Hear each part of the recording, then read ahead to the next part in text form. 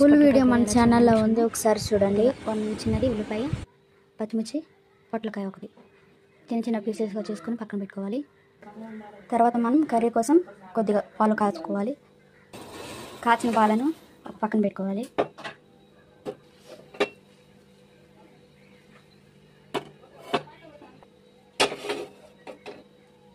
Oil 1 table spoon.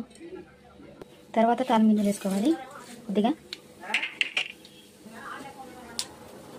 అవి fry అయిన తర్వాత ఒక చిన్నకాయ వేసుకోండి.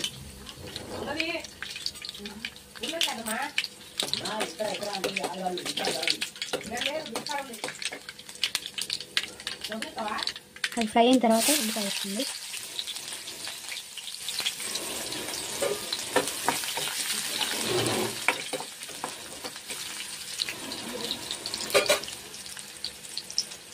కొద్దిగా పచ్చిమిర్చి,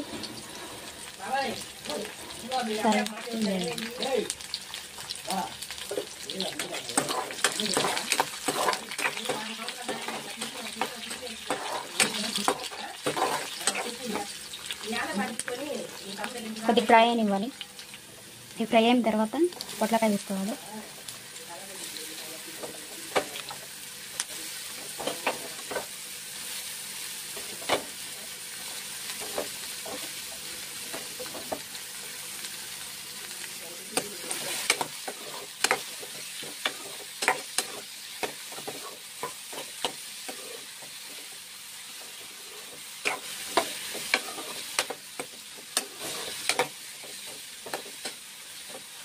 ఫైవ్ మినిట్స్ కొద్దిగా మగ్గనివ్వండి.